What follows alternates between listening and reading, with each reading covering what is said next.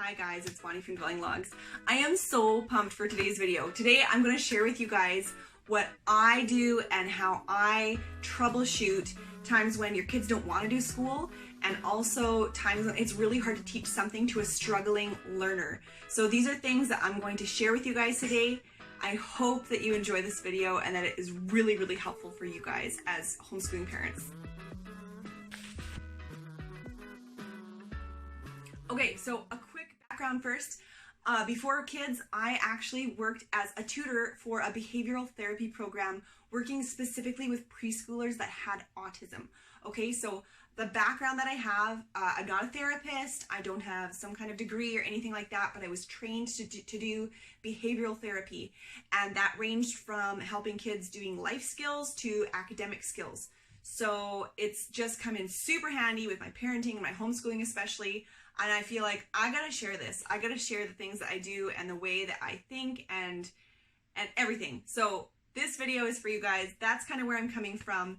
So I have some notes down below. My eyes are like this. It's just like because I'm checking my notes. Okay, so when kids don't want to do school, that's a big problem, and it's really hard. Sometimes these little guys, they want to play, which is great, and we can talk about incorporating play a little bit later.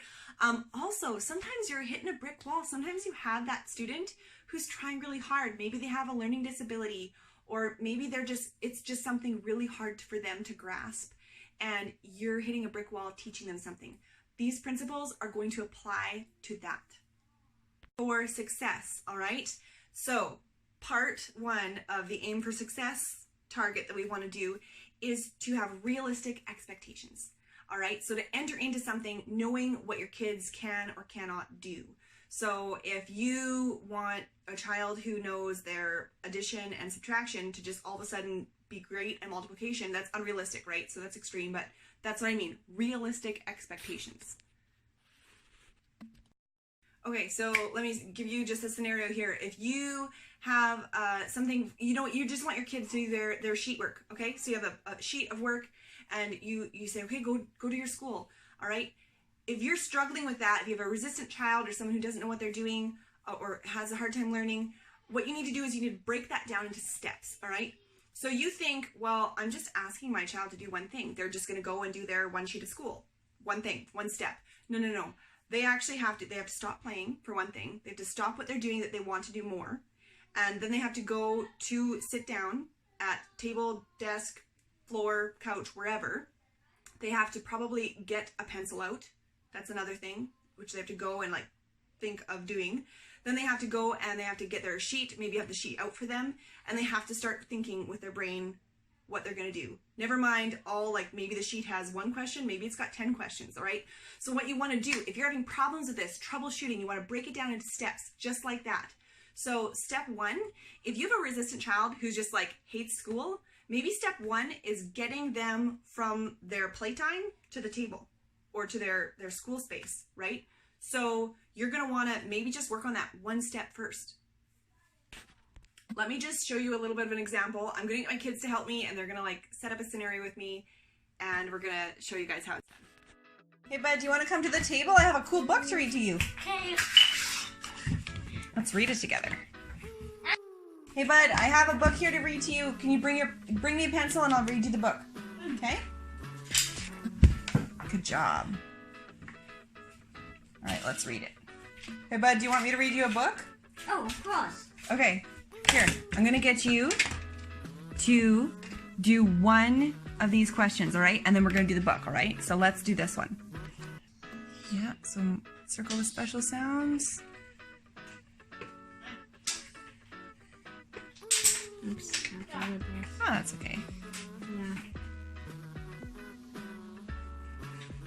Whoa, good circling. Cool, let's read. Come on. Yeah. Hey bud, I have your book here, your favorite one. Do you want to come and read some reading with me? Okay. All right, here. You do this one sheet, and then we'll read a book together, okay? Let me know when you're done. Okay. Okay, so the second thing that I want to mention about realistic expectations is you might have to lower the bar. So we kind of touched on that earlier. If your bar is up here, but your kids are down here, you're going to have to move the bar down here. It's temporary. We just got to work from the bottom and build up, okay? So lower the bar. And this also applies to life. So if your situation is you want your kids to get up, you want them to make it their bed, brush their teeth, and then we're going to eat breakfast, and then we're going to start school. If school is where you're struggling and school is your priority, you may want to, for a time, let them skip their teeth and make bed and whatever, and just do like breakfast in school. Like feed them, keep them alive, keep them healthy. Maybe the teeth is a good idea, but like choose your battle times. If school is where you're struggling, choose school to be where you battle. Don't harp on them for their bed and if they made it and if they brushed their teeth correctly. Focus, make your priority list and focus on your priorities first. If we're going to break this down, we're going to work on troubleshooting resistant kids. We got to focus on the most important priorities first. So you as a parent have to choose, I'm going to prioritize school today, not that they made their bed.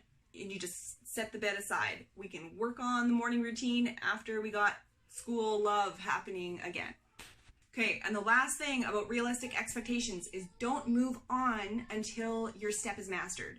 So if you're wanting your kid to leave their playtime and come to the table, if they've mastered that, if they're like, yeah, they're good at that, they don't fight me anymore just to get to the table, then move on to, okay, now get your pencils out. Because you got to work at one step at a time. And if you move on, if they're like, oh, they came to the table one day, now they can do their multiplication. It's like, no, we got to go step by step. So go step by step in small increments when you break it down into your categories of things that your kids have to do to do the big thing that you want them to accomplish in the day. But don't move on from that first step until they've done it well. I usually do a standard of like 2 to 3 times without me having to harp on them. If they do it well 1 or 2 or 3 times, then we move on to the next step. And then after that step is mastered, then you move on to the next step. And eventually you get all your schoolwork done. Maybe not in day 1, but maybe in like 2 weeks or a week, 3 weeks, whatever it takes for your child. Okay, there's one more thing that I have to add in here, and that is on communication. And one of the biggest things that we have to do as moms is communicate with our kids. And every kid is different, and I think every mom has to learn that for themselves because it's so individual. But one thing, if you have little kids, I really want to encourage you guys to have simple words, like words that communicate, that aren't big. Even sometimes when you read textbooks and read the instructions to some of your questions, sometimes that's not enough for your kids. So let me show you a little example. Okay, write the letter that stands for the sound. So here's a turtle.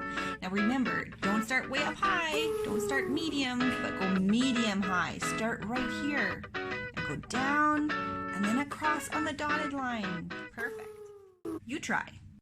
Okay, second thing is reinforcement. Now, reinforcement, what does that mean? I'll put the definition right here, all right? Take a minute to read it, all right? So there's a few different things about reinforcement. Reinforcement doesn't have to be a prize. There's also positive reinforcement and negative reinforcement. My experience, especially with little kids, positive works way better, like it really does. So you can use negative reinforcement, like you're going to get that toy taken away from you. If you don't, you can have that, but I usually leave that till the last resort because positive reinforcement makes everybody happier and a better place, and like your home will be better if we can try to keep positive. Okay, so you can have physical reinforcement, which means like high five, hugs, like whoop whoop. You can like give a little shout out, whatever. You can have an edible reinforcement. You can have candy. You can have like food. You can have like, there's so many different things that you can, I guess, eat, or like stickers, little, tangible things. That's the other thing, tangible things. You can do stickers. You can do prizes. You can make your reinforcement however you want to make it, or whatever you want to make it, as long as your child wants it. And that's the second point to this whole reinforcement, is make sure they want the reinforcement. If you want your child to do their schoolwork and your reinforcement is a cookie that they don't want, they don't like that kind, they're not going to do their school for the cookie. All right. And I know that we try not to make deals with our kids, but basically anytime, if they want playtime, if they want love, like, not love, we give love free no matter what. But if you don't have something that they want, and I don't mean it has to be a prize, but if you don't have something that they're looking forward to after their task, then a resistant child won't do the task. So you need to have something that they're looking forward to. They get free time, they get playtime, friends. Again, it doesn't have to be prizes. You can go to the dollar store and you can have a room full of prizes. If that works for your kid and that's what you need to do, that's fine. In our home, we do a lot of stickers and high fives and hugs and jumping jacks and dance parties and whatever. So that's what we aim for reinforcement, because that's what works for my kids. So you're gonna have to decide what motivates your kids. What is it?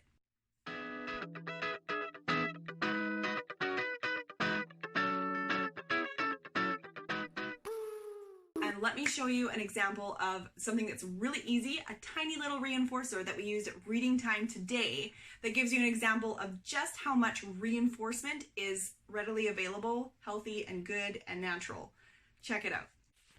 All right, so my son is a little bit distracted with his reading books when there's a picture. He likes to look at the picture instead of reading. So we're gonna read the sentence and then you get to see the picture when your sentence is done. Ready? Go for it. The hen was wet. Look at that. He's so wet. Okay, next. The hen was sad. Oh, good job. Good job, buddy. All right, go ahead and read the rest. Okay, lastly, let's just talk a little bit about those negative reinforcers. So there's pros and cons.